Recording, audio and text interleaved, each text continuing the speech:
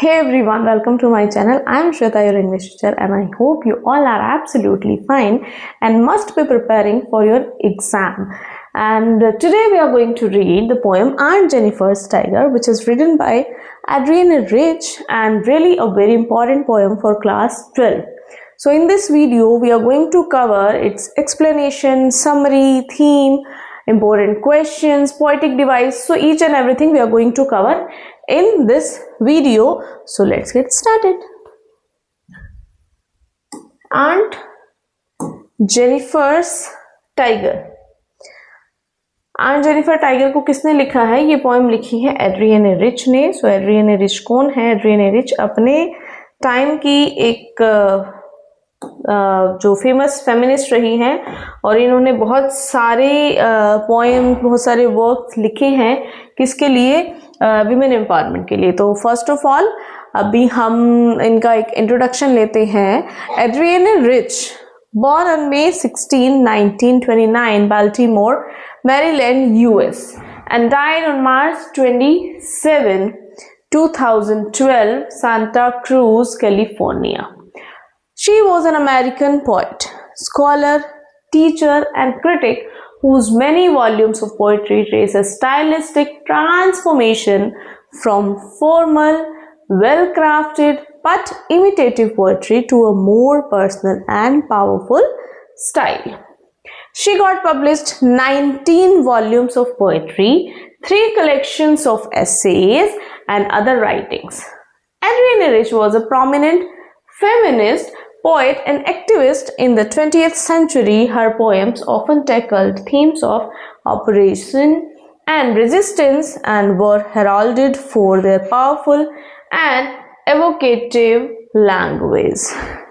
तो उन्होंने जितनी भी पोएम्स मतलब बहुत सारी पोएम्स उन्होंने लिखी हैं. देखो हमने she got publish 19 volumes of poetry और मोस्टली क्या थी, हमारी फेमिनिज्म के ऊपर ही थी, विमेन एम्पावरमेंट के ऊपर इन्होंने लिखा है.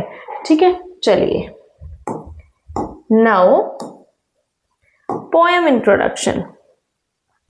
So she is Aunt Jennifer and here are her tigers.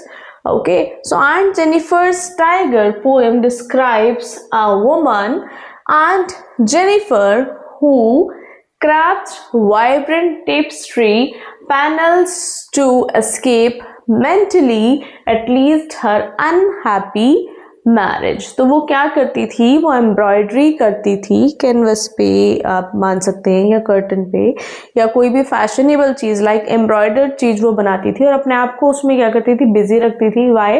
Because her married life was not so good, she was not happy with it. तो अपने आप को वो अपनी आर्ट के साथ बिजी रखती थी. The poem criticises the traditional institution of marriage, suggesting that it oppresses women. तो पोएम क्रिटिसाइज करती है उन ट्रेडिशनल शादियों को जो क्या करती हैं, मतलब विमेन को क्या करती हैं? Oppress as a oppressor, as an oppressed person उनको फील कराती हैं. कैसे कराती हैं? कि she is not happy, still she is going with it. तो यही कुछ है इनके साथ भी. So Aunt Jennifer create a needle point that shows tigers leaping across the canvas, bright and vibrant like topaz gems. The tigers live within the green world of canvas. एक canvas पे उन्होंने अपने टाइगर्स बनाए हुए हैं. Background is green और उन पे उन्होंने अपने जो है टाइगर्स बनाए हुए हैं. अब टाइगर्स किसका सिग्निफिकेंट है? Boldness, fearlessness, right?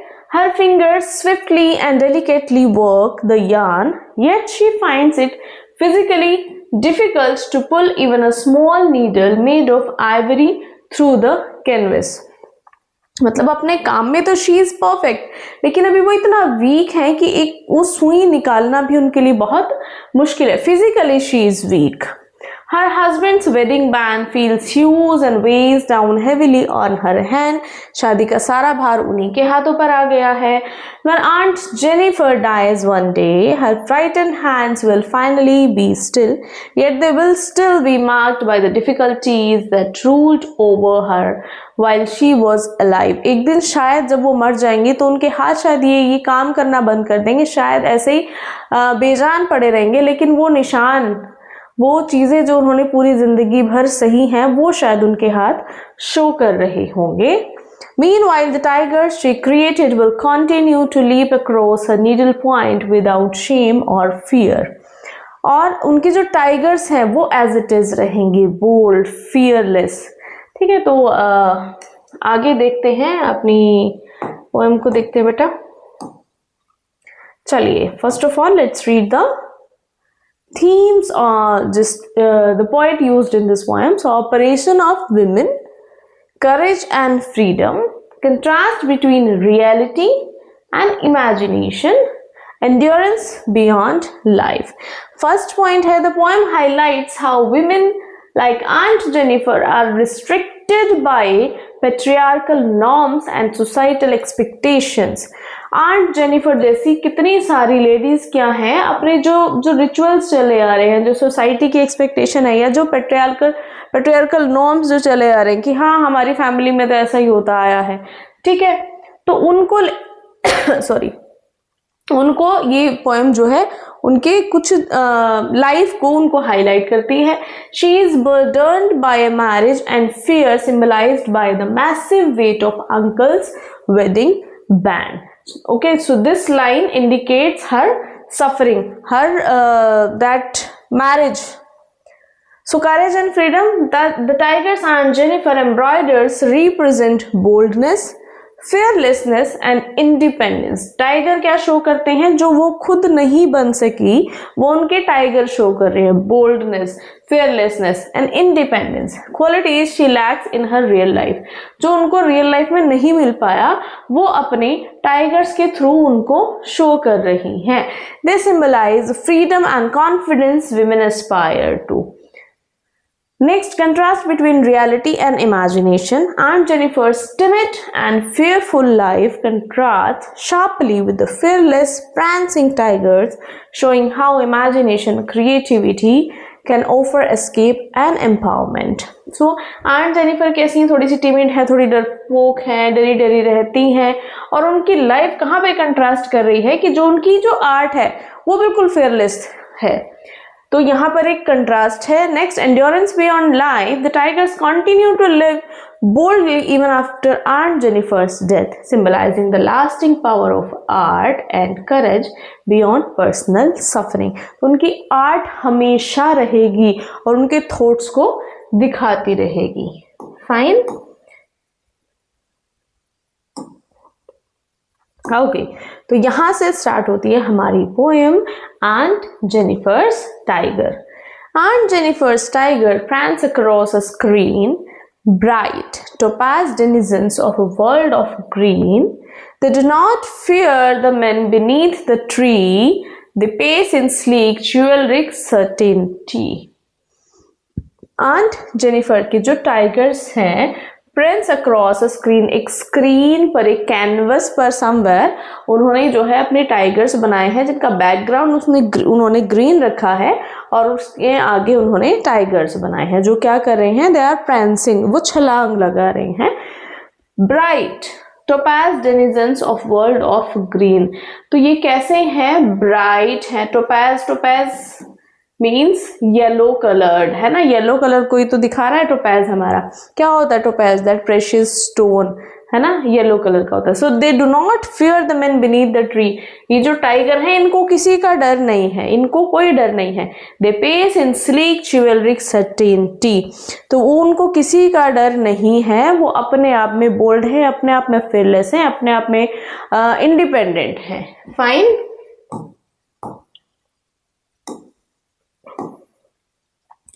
Aunt Jennifer's fingers fluttering through her wool find even the ivory needle hard to pull. तो Aunt Jennifer के जो fingers हैं fluttering through her wool find even the ivory needle hard to pull, मतलब अपनी जो उसमें है, जो धागे हैं, यार्न है उसमें, तो वो एक she is an efficient person, उसमें उलझी रहती है, वो वूल उनके हाथों पे लगी होती है, लिपटी होती है, लेकिन अभी वो इतना वीक हो चुकी हैं that she finds it difficult to pull that ivory needle. The massive weight of Uncle's wedding band sits heavily upon Aunt Jennifer's hand.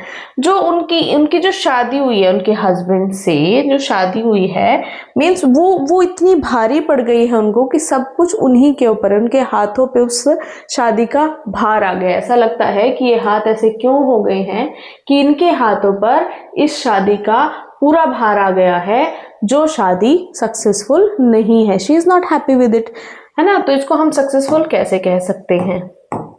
चलिए next. When aunt is dead, her terrified hands will lie.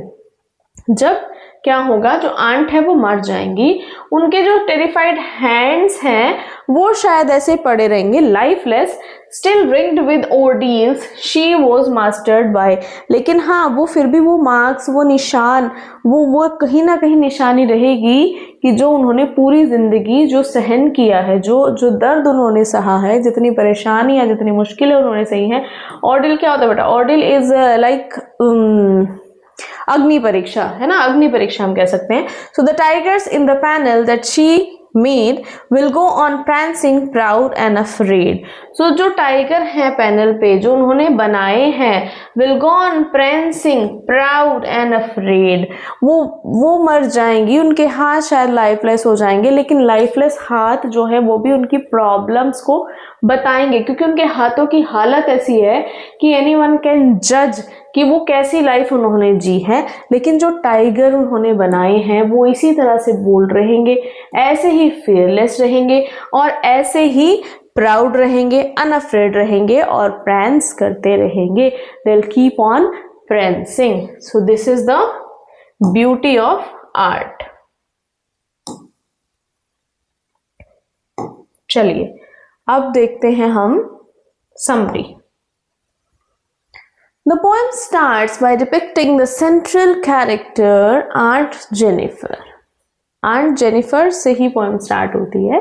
She is a married woman doing embroidery for a wall hanging or some decorative piece of cloth which has tigers on it. तो क्या कर रही हैं वो? Embroidery कर रही हैं किसी वॉल हैंग पर, या मतलब कुछ भी ऐसा बना रहे हैं जिसमें उन्होंने क्या बनाए हैं? टाइगर्स को एम्ब्रॉयडर्ड किया है उन्होंने. The tigers are prancing in this portrait. क्या कर रहे हैं? टाइगर उसमें प्रैंस कर रहे हैं. They all are set against a forest as a background. और कहाँ पर दिखाए गए हैं? वो उनका बैकग्राउंड बनाया गया है which is green and looking like a forest. And they look like topaz stones. और टाइगर उसमें कैसे लग रहे हैं? जैसे कि कोई टोपैज स्टोन हो. Tigers of yellowish brown color set against the green of the forest. They are in contrast to Aunt Jennifer's character.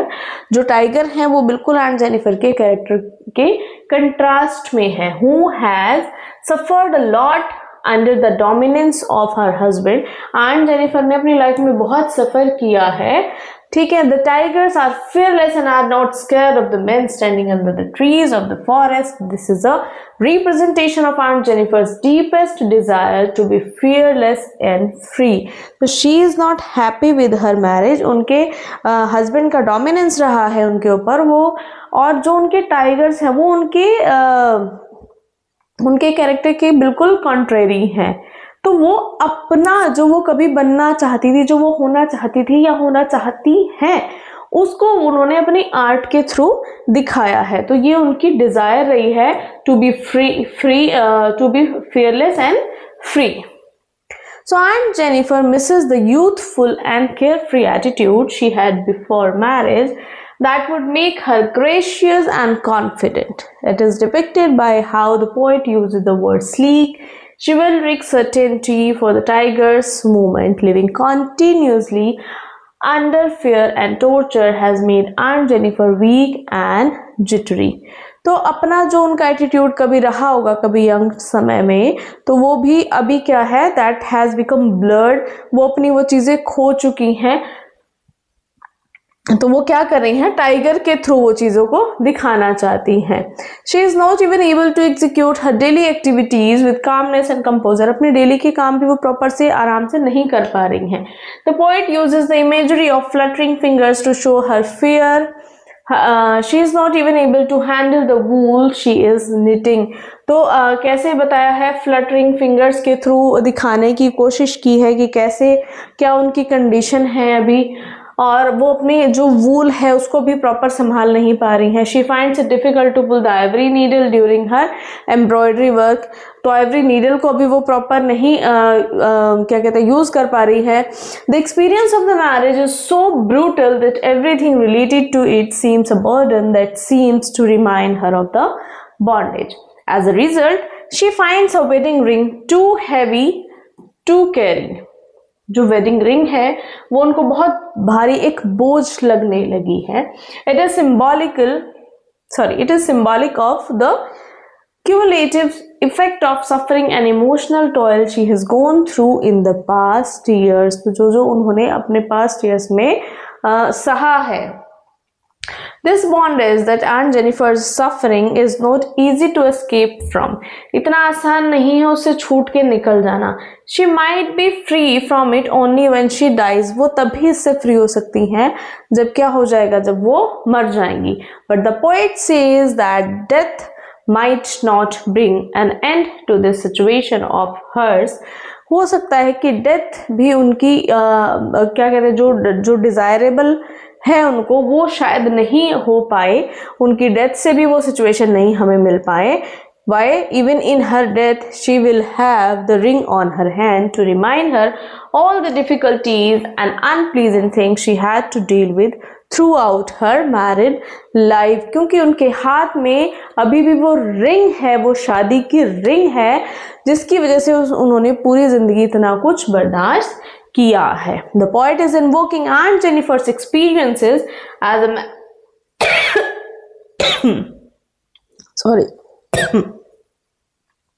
as a married woman, which were negative in nature.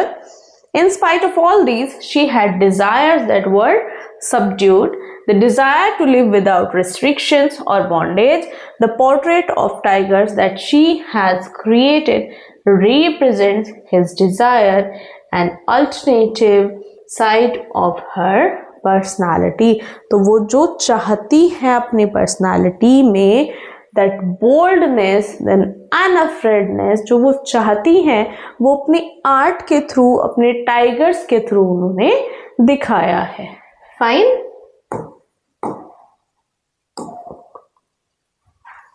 चलिए, poetic devices. Imagery.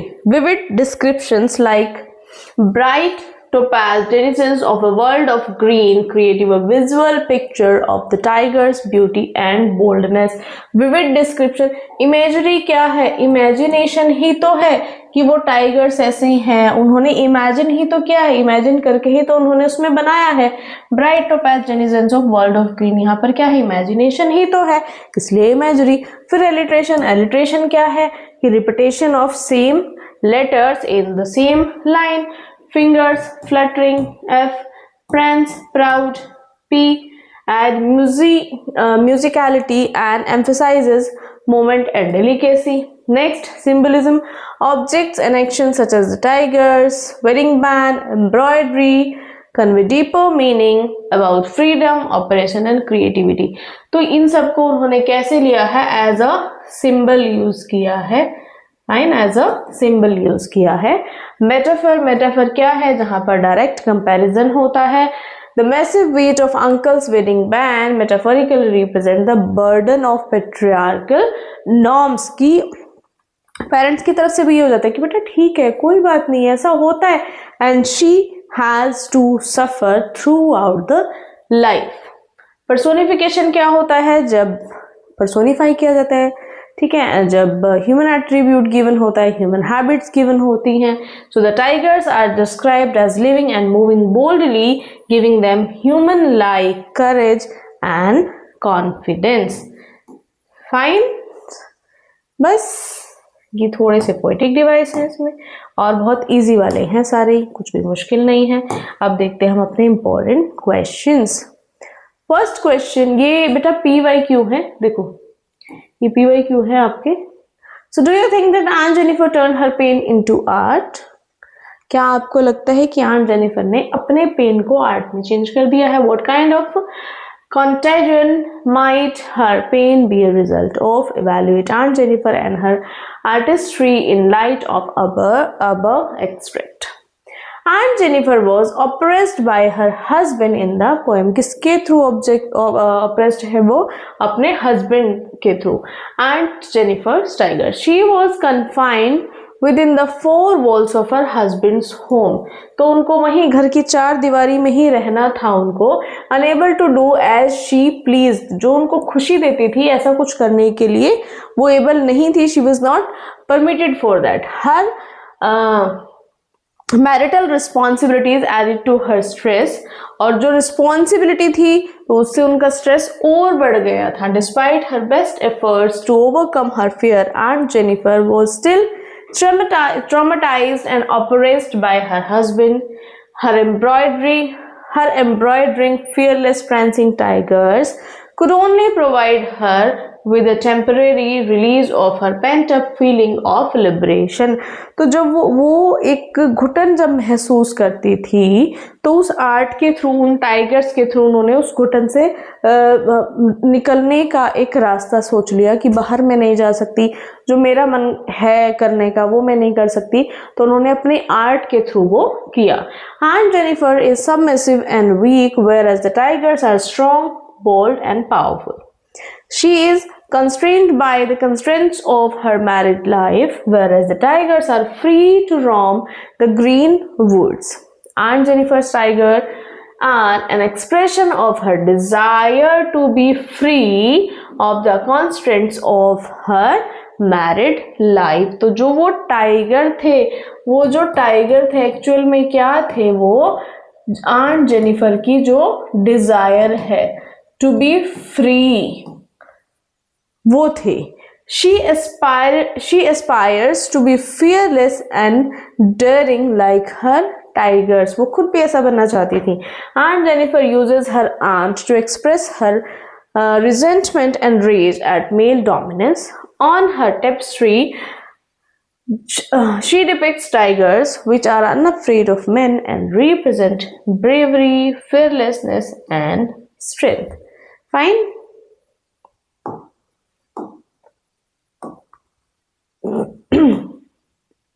Next देखो, ये भी PYQ है बेटा। सो इन अ predominantly male dominated society, women have always faced oppression from men. What changes can be brought about in society for uplifting the position of women like Aunt Jennifer? Mostly क्या है, male dominant society रही है, ladies को, women's को दबना पड़ा है। तो ऐसा क्या किया जाए कि आंट जेनिफर जैसी जो विमेन है उनको उन चीज से निकाला जा सके।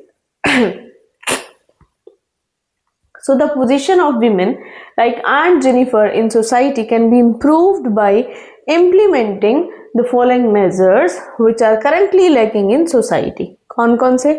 Education, particularly for girls, which is really very important. So is still lagging behind as girls are burdened with domestic duties at a young age and also married at young age. घर की जिम्मेदारी दे दी जाती है या छोटी as में शादी कर दी जाती है, तो उनकी जो डिजायर्स हैं वो दब जाती हैं, उनकी मन की बात मन में रह जाती है। फिर पेरेंट्स का प्रेशर आ जाता है कि नहीं ठीक है चलता है, इस तरह से। तो हमें उन चीज़ों को बदलना होगा। वो कब बदली जाएंगी? जब एक गर्ल चाइल्ड एजुकेटेड होगी, जब उसको वो एजुकेशन मिलेगी और वो समझ पाएगी चीज़ों को। Women are not given equal opportunities in life as men, whether in terms of upbringing, education or employment. Women should be treated equally with main in society. Second क्या है कि इक्वली उनको ट्रीट किया जाए। ऐसा नहीं है कि आज भी उसी तरह से है, लेकिन हाँ बहुत सारी जगह हैं जहाँ आज भी ऐसा होता है, जहाँ पे लड़कियों को या औरतों को उनके राइट्स नहीं दिए जाते हैं। Women should be given the ability to make their own decisions. Aunt Jennifer is afraid of her husband because he controls every aspect of her life. She is unable to make decisions on her own. Thus, she expresses her suppressed desires through her knitting. Fine. So, these two questions we have done. Okay, that's it for today. So, thank you so much for being with me. I hope you have got all the things like poetic device, summary, explanation, question, answer. Still, if you think that you have some doubt, so please don't hesitate to ask. You just let me know in the comment section and I'll try to remove all the doubts. So thank you so much for today. Keep studying, make your parents, your teacher proud, and like, share and subscribe the video. Thank you.